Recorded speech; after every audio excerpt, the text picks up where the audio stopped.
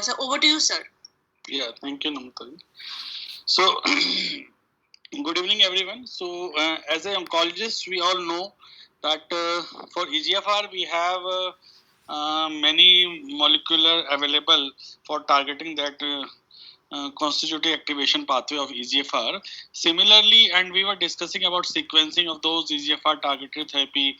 Similarly, ERA has come for ALK targeted therapy also, because of we have availability of 4-5 molecule with us, and which one to choose first, and what all the data with all the different molecules. So we'll go through that in a little bit detail.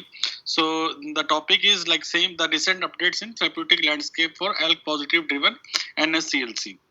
So basically, this is also a constitutive activation of ALK kinase pathway, and which is involved in cell proliferation, invasion, and loss of apoptosis. So basically, if we talk about percentage, how common is that ALK mutation in carcinoma of lung stage 4 cancer? So first of all, it is found in both adeno and squamous. Although in adeno, percentage is much higher, and in squamous it's only I think it's very less than 1% or so. So if we talk about European data, EGFR was in much higher percentage. ALK was in 3.7, and in US, among all the adenocarcinoma, ALK was 8%. So, like again, taking the corollary from EGFR, when it came into the presentation around I would say 7-8 years back. Earlier, we used to say EGFR is 15%, 20%. When that Indian data is emerging, so far percentage is going up to even beyond 40%. Some of the studies. Similarly, ALK percentage is also rising day by day. Maybe because IHC has been proven that it might be sufficient. Recently, it has been proved, and because of better understanding pathologically. So its percentage has increased to 8%, even in Indian continents. So earlier we were seeing only 3 to 4%, but it has doubled to 8%. And among the various methods which are used to detect the ALK mutation presentation in CA lung, FISH was the one of the method which was approved initially, and this is fluorescent probes which labels this green and red one, and there is a fusion of the protein. So this fusion of the genes. So these gene fusion is detected by the FISH method, and obviously IHC detects the protein presented by these fusion of the genes. So detection of protein by IHC. And if many copies of DNA produced from minute quantity RNA source material is taken with the help of RT-PCR, this is also one of the method. And last but not the least is NGS, that is next generation sequencing, which is very much into the picture nowadays in every malignancies and much talked about, because this is high throughput sequencing using massively parallel sequencing technology. Basically, this is a broad panel assay in which a lot of mutations can be detected at one go. So that is the beauty of that NGS. So basically, multiple tests require larger tissue volume. We first do EGFR, then if it is negative, then go for ALK, Roche, MET, BRAF. So it takes a lot of tissue into consideration, which sometimes is not possible. So as the newer recommendation, most recent ESMO guideline recommend broader molecular profiling to identify rare driver mutation using multiplex or NGS to ensure that patient receive the most appropriate treatment. So that was the thing I was discussing, that even ESMO guideline recommend broader molecular profiling using NGS, and even NCCN endorsed the same thing. Practically, most of the institute are doing is even still today testing for EGFR, ALK, ROS1, PDL1 upfront. Sometimes CMET also. In fact, I am doing EGFR, ALK, ROS, PDL1 as of now. But yes, we should switch over to NGS based panel to detect all the possible mutations available in that particular patient, so that we can hit that particular target. Like we can include BRAF also, because we have newer molecule against that.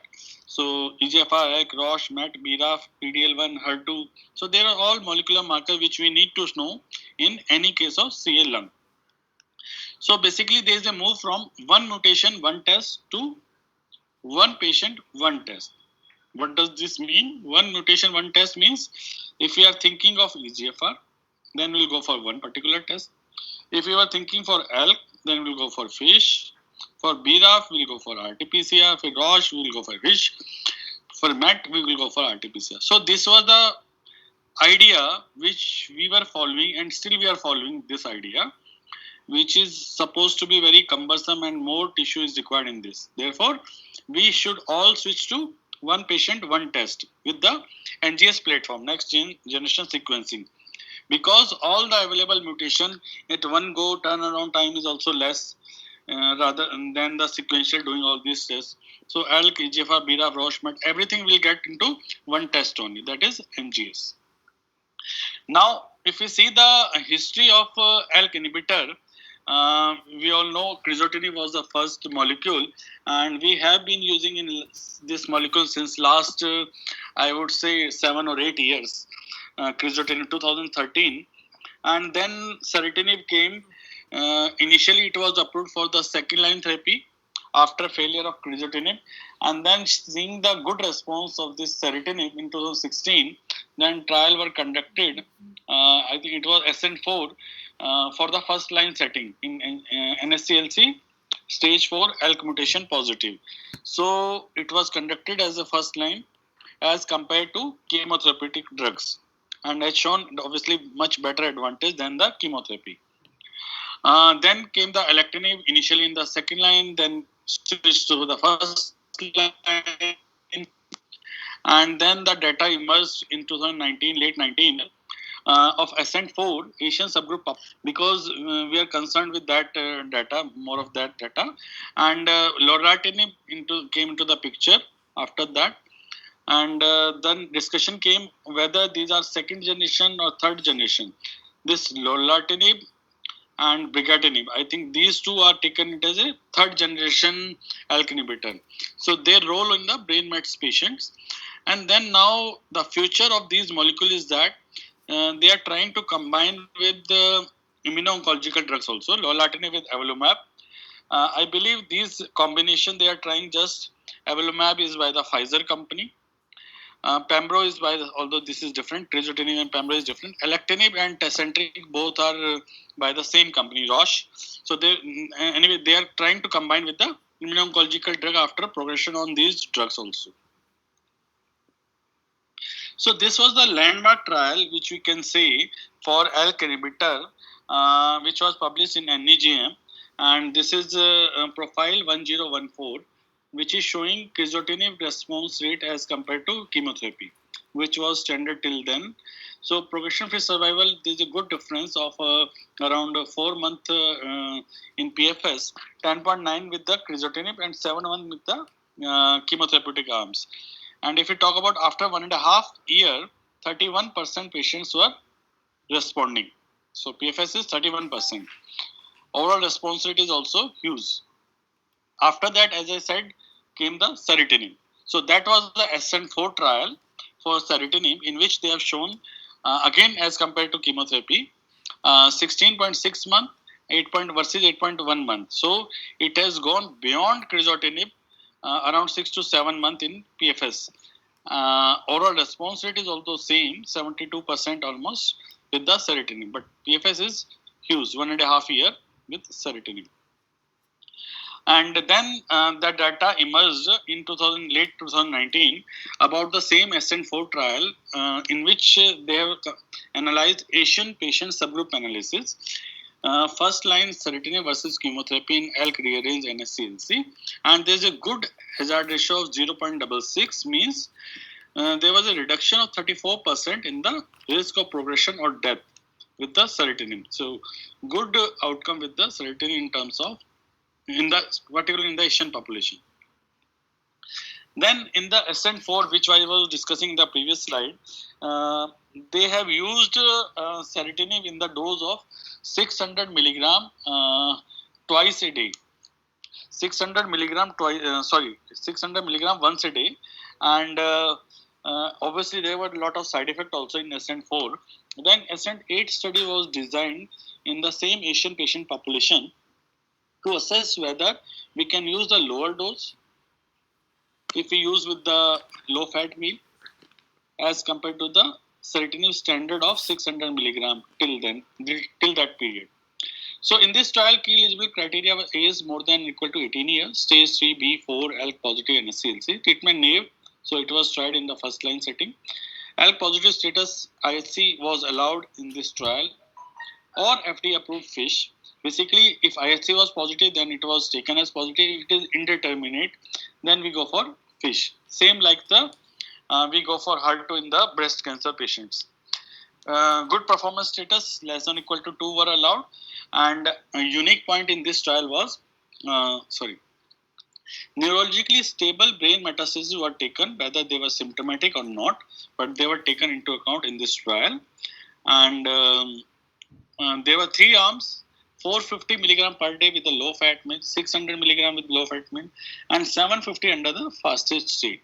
So these were the 3 drugs, and this may be continued until unacceptable toxicity or disease progression or some other withdrawal of consent was the reason for stopping of this drug. So they analyzed the pharmacokinetics of all three levels, and they came to the conclusion there was no clinically meaningful difference in the steady state pharmacokinetic of serotonin between the two arms, 450 milligram with meal, 750 milligram in the fasting. So I believe after this trial we can take it as a standard dose. With meal we can use 450 milligram once a day. Secondary endpoint was taken or response and duration of response, and as per the and safety and incidence severity adverse event were also taken into consideration. So in this population, in this trial, we see partial response was 82% in this 450 milligram arm, otherwise 78, 76, 750. So in fact, it is better than the other arms. Even stable disease was 13.8. It was better than the other 2 arms. Overall response rate was also better, 88.8. So these were the better in all the aspect in the outcome. Median duration of response, it's not achieved in the 450, then 20 milligram 600, 20 months in the 600 milligram. And even at the 3 year, 36 month, they have shown duration of response rate. This is 68%, huge benefit with the 450 milligram with the meal. Again, the same trial, and in this graph, they have shown Kaplan-Meier curve with the probability of event-free, and this is also better with the serotonin 450 milligram fed state rather than the fasting state. PFS and overall survival, which are all they have shown better with the 450 milligram with the meal. So in this trial, they concluded overall results from this analysis showed a higher response rate and clinical efficacy of serotonin treatment naive patients with ALK positive advanced metastatic NSCLC consistent with the results in the primary reports of in the ASCENT-8 study. So basically 450 milligram with low fat meal showed numerical higher efficacy and less GI toxicity compared with the 750 milligram per day. Then came the issue of whether patient presented with the brain metastasis, we should give straight away this drug or go for radiation or not. This was the idea to assess in this trial. So basically 70% of the patients don't have brain metastasis at the diagnosis. So 30% develop later on. And 18% have liver, 40% have bone metastasis. So basically, as I said, 30% brain mets, 70% no brain mets. So these are the 2 clinical different scenario where we have to analyze the outcome of this serotonin, this experimental drug as per this trial. Patient with the brain mets 10.7 months as compared to 6.7 with the chemo. No brain mets, huge benefit, 26%, 0.3% month. So more than 2 year median PFS with the serotonin. Site of metastasis in ALK inhibitor naive patients, brain 31 to 40%. But we need to keep in mind after failure of first line, percentage of brain metastasis is much higher, that is 60 to 70%. Sorry. So metastasis in the lung, 75 to 90% in the upfront. Later on it's reduced, bone also increasing, liver is also increasing. CNS was the primary site of relapse in almost 50% of all cases of progression with the first line drug, that is crizotinib. So that was the outcome in the previous trials. So again we come to the back to the ASCENT-4, which was the, we can say, landmark trial for the ceritinib. And in this they have also analyzed intracranial response, which was high response and durability of this benefit in brain with the ceritinib. So difference is around 45% with the chemotherapeutic arm. 72% was the intracranial response rate, which is very good as per the percentage. Duration of response is also very high, 16.6 months as compared to chemotherapy.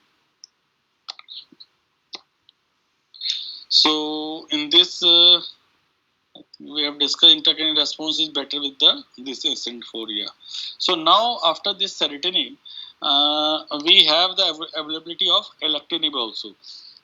This is promoted by some other company, Roche. Alectinib was approved in the doses of 600 milligram twice a day, and initially the trial was JLX, in which they have done the study in Japanese population particularly. And after the very good result of alectinib in Japanese population, then this trial was designed, ALEX, which is international. In all over the countries were taken, multinational country were taken into account for this alectinib. And beauty of this trial is that they have taken alectinib and crizotinib as a comparator arm, which was a standard. So this alectinib has shown better than the crizotinib also, 25.7 months in the PFS. Mind it, in the previous slide we have shown ceritinib also has shown the roughly same PFS with the in this scenario. Although they have not compared with crizotinib, but outcome is equivalent, 25.7 months of PFS. If we talk about CNS progression, alectinib is only 9.4% at 1 year, with as compared to crizotinib, it's 41%. So 50% of the patient almost come with the brain metastasis after crizotinib. So safety profile is also very good with the alectinib. Quality of life data is also showing favorable results in the alectinib arm. Sorry, this ASCENT-4 was for ceritinib arm. So after the availability of these three drugs, the first runner may be important in ALK positive analysis. If we talk about sequencing, like we were discussing for the EGFR, crizotinib 7.4 months is the PFS time period with the brain metastasis. With no brain metastasis, more than around 10.9 months. And ceritinib is 10.7 for brain mets, 26 around more than 2 years for non-brain metastasis. Alectinib 27.7 for brain mets, and I think 34 months with non-brain mets, around 3 years. So if we see these outcome, and although we should not compare across trial, but still for the sake of simplicity, alectinib is supposed to be the best one as we are seeing the outcome. But PFS wise, if we are seeing, it's almost similar as compared with the ceritinib. So ceritinib is the optimum choice in the first line setting if we talk about the outcome in the PFS, either it is brain metastasis or without brain metastasis. Side effect profile, which we are worried more about these side effects. Visual disorder only exclusively seen with the crizotinib. Some color, yellowish discoloration in front of eyes, various vague complaint by the patients, and this is very common, visual disorder. And at least in my practice, I am seeing roughly around 70 to 80% patient has visual disorder, but this is not a problematic this thing, toxicity, and patient gets adapted to this type of effect. Edema. Fatigue is seen in almost all these drugs. LFT alteration, GI side effect is also very common with all the drugs. In fact, it is more with the ceritinib. Sorry, with the 450, it is almost similar with the crizotinib, more with the 750 faster disease. So it is very well accepted side effect with the serotonin 450 milligram with the meal. Now we are in 2020, and latest NCCN is showing these guidelines that alectinib is the preferred one, category 1. But yes, serotonin is also category 1, and newer molecule, that is brigatinib, is also coming as a category 1 with good response in the brain. 1 year back, I think all were in the same category, and still this year also, it's not much change. And taking from the crizotinib, serotinib, brigatinib, alectinib, all are taken as a category 1 recommendation, depending on affordability and good and outcome. Difference is obviously there, as we have discussed earlier. So, in ASCENT-4 trial, ALK inhibitor naive patients with ALK positive certain showed significantly improved PFS and numerically improved OS, although data is not mature. Regarding OS, I would like to say alectinib data has come of late in ESCO 2020 for ALEX trial, and OS is showing favorable with the alectinib. I'm not remembering exact data. So PFS benefit was also seen regardless of the brain metastasis. GI side effect was manageable. Efficacy and safety of serotonin was well established in Asian population. So these are the some of the points to consider when we start patients upfront. First, superior efficacy in first line. So obviously, whichever drug is have best efficacy, better efficacy, we should use. Why? Because many patients may not survive to receive it. So, best drug upfront. Second point, no brain metastasis at baseline. So, in what way we should choose? Use of brain penetrable TKI to prevent brain metastasis. We should have keep in mind, like brigatinib, alectinib, serotinib. These three drugs have brain penetration. Even lorlatinib also have brain penetration. So basically, all drugs have brain penetration except crizotinib. Probably and best brain penetration is with the alectinib and maybe with the brigatinib, which is yet to come in the market. So symptomatic disease, use of agent with rapid response is required. Second line agent post progression, we should have some second line option in the backup for using after progression. So these are some of the points when we keep in mind which one to choose upfront. This is a sequencing as per the cost effective and outcome. Serotinib 16.6 months, crizotinib 10.9 months, and on progression if you use serotinib it's only 5.4 months PFS. And again chemo 2 months. So chemo is adding only 2 months, so almost equivalent.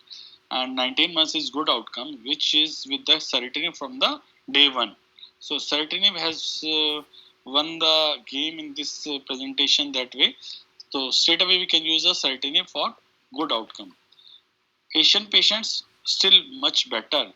26.3 months and 28 months is the outcome than the sequential.